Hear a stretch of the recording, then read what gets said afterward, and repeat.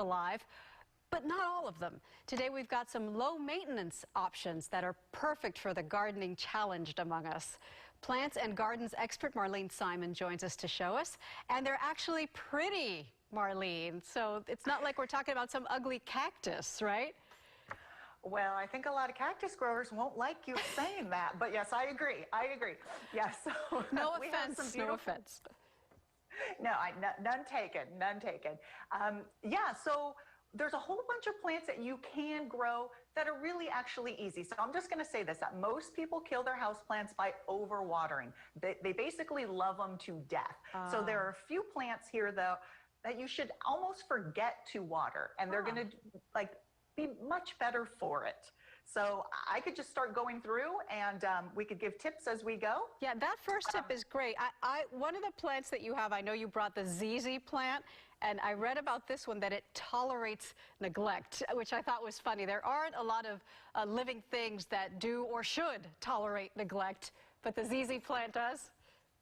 Yeah, I think if you ever see a pet that says tolerates neglect, that you don't want to buy from that pet You owner. shouldn't be a pet owner. Okay, the Easyz plant. We call it the Easyz. It's Zamioculcas zammifolia. It's known for its really shiny foliage. I went 6 months without watering this plant. 6 months, and it didn't even change color or drop any leaves. It looked green the whole entire time. I work at the university at UC Davis, and we say that this is the perfect dorm plant for those who have no windows.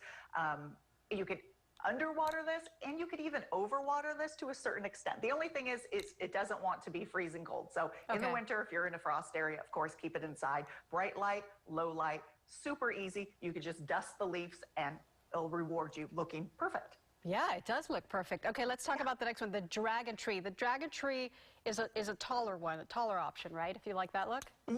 Yeah, so this one's so tall that it would dwarf me if I had it on the table. So these will just keep growing until they hit your ceiling, but then you could cut them down and they'll resprout. Now, people love these because they have a nice architectural look to them. They're very tall and narrow, and then at the top, it looks almost like a palm tree, and they have the nice variegation on the edges.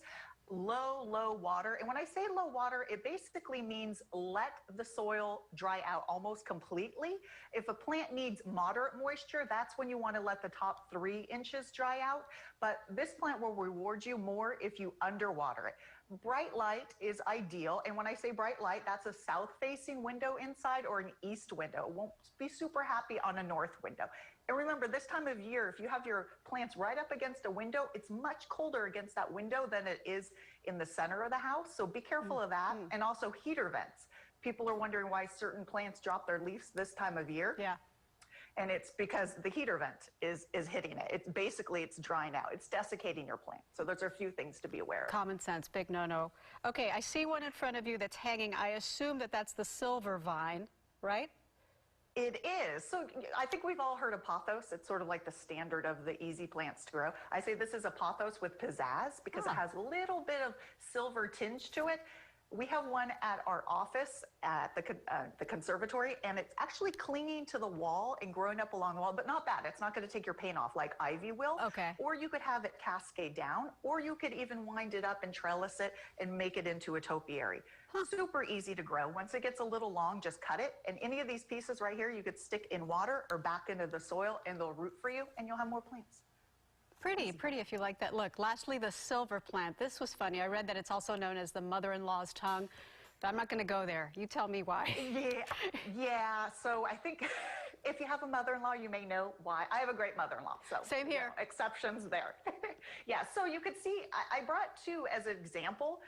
They can get tall right here. This one gets about maybe 3 feet tall, whereas this one is just a little tiny little one right here. It won't get much taller than this. Nice variegation, meaning you have a little bit of yellow and green.